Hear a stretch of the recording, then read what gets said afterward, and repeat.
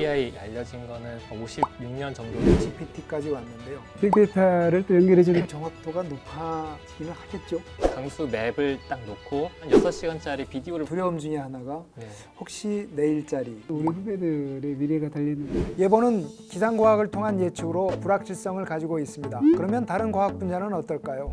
기상청 30년 출입 기자가 기상학자와 기상청을 방문한 과학자를 만나 이야기를 나눠봅니다. 저희 센터가 0시간부터 72시간 정도까지 강수 예측을 현재 있는 AI 기술을 최대한 잘 활용을 해서 좀 더 잘해보자라는 관점으로 접근을 하고 있습니다. 그래서 초단기 같은 경우 위성이라든지 레이더 같은 것을 입력 자료로 해서 네. 현재 시점에서 한 6시간까지 강수의 분포가 어떻게 변화할 것인지 예측을 하려고 하고 있고요. 이게 시작된 이유가 일종의 이미지 처리 문제거든요. 일종의 그냥 밝기가 각각의 픽셀에 저장이 되어 있고 이게 행렬의 형태로 입력으로 들어간 각 픽셀에 비가 올 건지 안 올 건지를 클래시피케이션하는 문제이기 때문에 과거에 딥러닝이 잘했던 태스크랑 많이 닮아 있습니다. 혹은 현재의 그런 강수 맵을 딱 놓고 얘를 시작점으로 해서 그럴싸한 6시간짜리 비디오를 만들어 봐라 라는 거랑 또 닮아 있거든요. 이거 역시 기존의 그런 딥러닝 기반의 AI 기술들이 꽤 잘하던 태스크라서 이런 기술들을 기상 쪽에 끌고 들어왔을 때 우리가 기대했던 것만큼 강수 예측이 잘 나올까를 계속해서 테스트를 해보고 있고요. 현재 시점에서는 수치적으로는 좋게 나오나 하지 않아야 될 것 같은 실수를 하고 조금 어색한 그림을 만드는 걸로 봤을 땐 아직은 조금 쓰기 그렇다라는 평가를 받는 상황입니다. 그다음에 6시간 이후 같은 경우는 수치 예보 모델을 일단은 활용을 합니다. 단순한 관측 예보 가지고는 절대 안 되더라고요. 그래서 기존의 수치 예보 모델이 나온 거를 다시 딥러닝에 입력으로 들어가서 얘가 이제 어떤 식으로 보정이 됐을 때 가장 정확도 올라갈 건지 이런 보정 함수를 만드는 형태로 접근을 하고 있습니다. 지금도 초단기 강수 예측 서비스가 되고 있지 않습니까? 그쵸. 그것과 지금 AI 기상 예측 연구하고는 좀 차이가 있는 건가요? 근본적으로는 뭐 사실 예보 잘하려고 지금 기상청에서는 초단기 예측은 레이더를 먼저 초기작으로 놓고 과거에 이러이러이러한 변화를 해왔으므로 앞으로 미래는 이러이러한 변화를 할 것이다 라고 단순한 엑스트라폴레이션이죠. 일단 그걸 이제 백그라운드로 놓고 또 하나는 수치 모델을 한 10분마다 돌아가니까 이게 수치 모델에 돌리는 그 결과 두 가지를 일종의 이 웨이팅 에버리지를 하죠. 예, 시간에 따라서 초기 시간에는 레이더의 웨이팅을 많이 주고 후기로 들어가면 또 모델이 웨이팅을 많이 주고 그 웨이팅을 얼마나 줄 것이냐 뭐 이런 것들이 초단기 기법이고 저게 예. 2차 방정식 정도라고 봐야 되겠군요.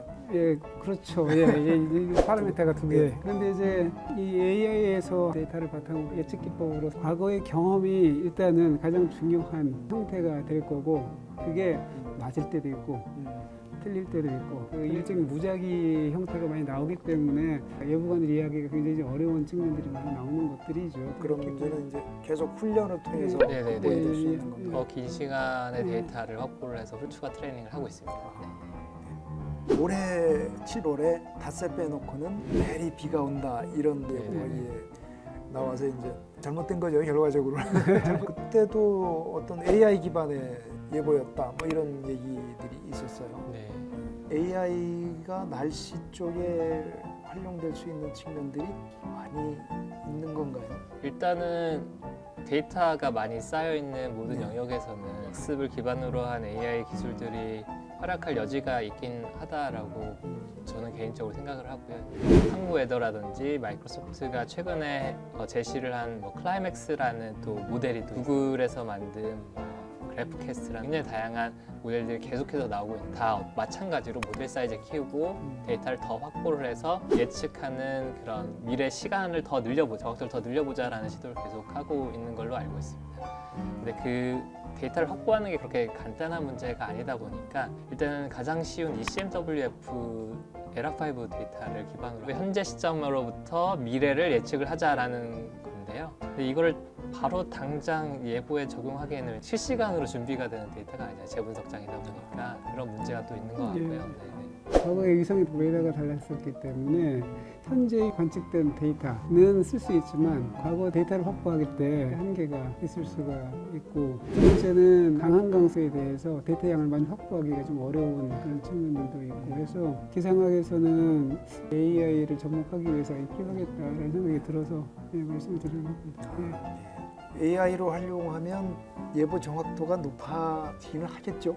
지금 당장은 많이 좋아진다라고 얘기하기는 어렵겠지만 향후에 계속해서 기술이 발전을 하다 보면 당연히 도움이 많이 될 것 같습니다. 저희가 챗GPT에 트레이닝이 되면 어디까지 능력을 가질지는 그 가능성을 우리가 속단하기가 굉장히 어렵거든요. 마찬가지로 기상 쪽에서도 우리가 활용할 수 있는 데이터 형태로 잘 정제가 되고 모델 사이즈를 적정하게 잘 키워서 진행을 하다 보면은 어떤 시점을 지나는 순간 굉장히 좋은 성능이 나올 것이다라고 분명히 생각을 합니다.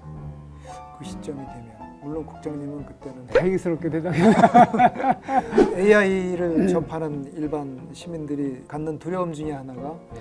혹시 내 일자리 네. 그런 것처럼 예보관 위협을 받지 않을까요? 물론 있죠. 다른 분야에서 AI를 접목을 하는 것하고 기상학에서 접목하는 것하고 물론 개념적으로는 같지만 그렇지만 방법론적이나 데이터 처리하는 문제에 있어서는 상당히 이 기상학 쪽이 좀 어렵겠다라는 생각을 좀 많이 해요. 왜 그러냐면 어떤 데이터를 관측하더라도 리얼이 아니에요. 그러니까 일종 대표값이 하나일 뿐이지 모든 데이터 바람비가 오는 것을 해석을 하기 위해서 UV-TQ라는 물리량으로 변환해서 우리가 만들어 놓은 부분들이라 위성과 레이더에서 관측한 데이터를 한번 변형을 해야 돼요. 그런데 AI는 이걸 이미지로 인식을 하다 보면 문제가 이미지를 다시 또 UV-TQ로 변환을 시키는 과정에서 비가 오고 안 오고 바람이 불고 오게 되고 이런 형태로 나와야 될 거 아니에요. 그게 쉽진 않겠다. 날씨가 맑다, 어디 비 온다 비슷할지는 모르지만 똑같은 얘기도가 한 번 높듯이 비선형성이 현재의 AI를 적용하려면 뭔가가 이 기상학 쪽에서는 데이터의 이 형태 변환이 진짜 필요한 부분이라 반드시 한 번은 짚고 넘어가줘야 한 단계 나가지 않을까 싶습니다. 그래서 교수님 생각하시기에 앞으로 예보관이 진짜 필요할까? 우리 후배들의 미래가 달리는 부분들이라 어떻게 생각을 하시나요? 제 생각에는 일단은 인공지능이 가지는 하나의 문제점은 책임지는 것이 없다라는 거죠. 그러니까 기계적으로 그냥 아웃풋을 만들어내고 이게 어떤 근거로 이런 판단을 내렸는지에 대한 설명성이 아직은 조금 부족한 상황인데 예보관님들은 여전히 남아서 최종적으로 점검을 해주는 역할은 최소한 해줘야 된다. 그래서 끝까지 존재를 해야 되지 않을까. 저의 개인적인 의견입니다. 왜냐하면 말씀해 주신 것처럼 사실 AI로 기상 예측하는 게 어렵거든요. 변수도 너무 많이 있고 하다 보니까 그래서 예보관님들이 계속해서 얘를 사용을 하면서 개선을 하는 데 있어서 피드백을 줘야 됩니다. 그래야지 점차 발전을 할 거고요. 이 발전하는 속도가 생각보다 느릴 수도 있고 그렇기 때문에 예보관님들은 공존을 하면서 있어야 되지 않을까 생각합니다. 사실 인터넷이 등장할 때도 비슷한 얘기들이 나왔었거든요. 하지만 일자리는 오히려 더 늘어났어요. 네. 저도 생각이 비슷합니다. 굉장히 도움은 되겠다라는 생각을 갖고 있는 분야가 예보관의 지원 분야일 텐데 몇 기가가 하루에도 쏟아져 나오는 그 많은 데이터를 예보관이 일일이 다 그걸 분석을 하고 판단하기가 쉽지가 않아서 AI 챗GPT랑 같이 일을 한다면 이 알고리즘을 씹어줄 수도 있고 대화형 형태를 통해서 지금 어떤 모델이 가장 잘 맞는 것 같아? 그럼 어떤 의미에서 그렇습니까? 라고 하면 이런 의미에서 앙상블 멤버 몇 번이 현재로서 잘 따라갑니다. 그럼 그 앙상블 멤버 보여줘.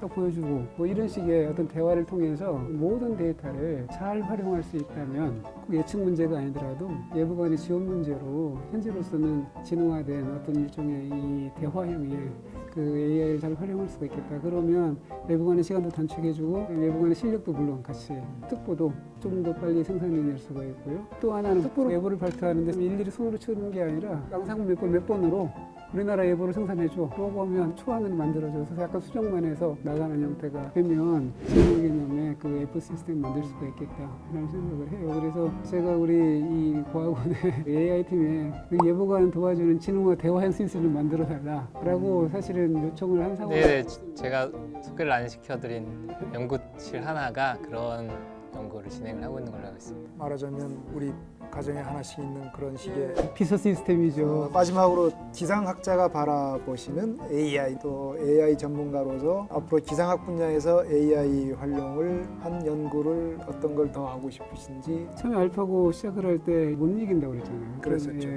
결국은 이겼잖아요. 여러 가지 모델의 물리방정식이나 이런 부분들은 바둑으로 놓고 보면 정석과 같은 거. 그런데 자연계를 위성이나 레이더를 보면 인간이 알고 있는 몹쓸 따르지 않는 이런 것들이 예보를 굉장히 어렵게 만들고 힘들게 만들죠. 인간이 알 수 없는 형태가 되기 때문에 그렇죠. 그러니까 똑같이 알파고가 정석을 어긋나는 바둑을 두지만 결국은 그게 하나의 또 다른 정석으로 어떤 형태를 만들어지기도 하고 그렇잖아요. AI를 통해서 제가 가장 기대를 하는 건 우리가 알고 있는 물리 법칙이 아닌 현상들 끄집어내서 이게 이런 거다 자꾸 보여주기 시작을 하면 또 그것이 인간이 모르는 어떤 물리 법칙으로 작용을 하게 되고 AI가 이래서 이렇게 예측을 할 수가 있겠구나라고 하는 상호작용을 통해서 더 도움이 되기도 하고 하는 진단에 대한 새로운 어떤 해석이 관련되는 것들이 도와주지 않을까. 한 3년 동안 이쪽 기상 쪽과 관련된 AI 연구를 진행을 하다 보니까 기상 예측이라는 게 굉장히 어렵습니다. 그래서 더더욱 학생들이랑 같이 연구를 진행을 하고 있고요. 희망하는 거는 실질적으로 도움이 되는 자료를 얼른 만들어서 AI의 가능성을 증명을 일단 시켜드리고 싶다. 어떤 분야든지 간에 AI를 잘 받아들이게 만드는 가장 좋은 방법은 성공사를 하나 만드는 거. 챗GPT도 그 이후에 굉장히 많은 투자와 관심이 가졌듯이 마찬가지로 저희도 빨리 성공사를 하나 보여드리고 싶고요. 그 다음에 많은 투자를 받아서 많은 지원을 받아서 스케일을 챗GPT처럼 확 키워서 과연 어떤 걸 할 수 있을지를 한번 해보고 싶습니다. 과학은 결국은 그 사람을 위해서 사람이 만들어가는 거잖아요. 기상학도 인공지능도 함께 성장을 해서 더 큰 결과물로 우리에게 큰 도움이 되는 그런 길이 열렸으면 합니다. 여기서 마치겠습니다. 수고하셨습니다. 네, 감사합니다. 감사합니다.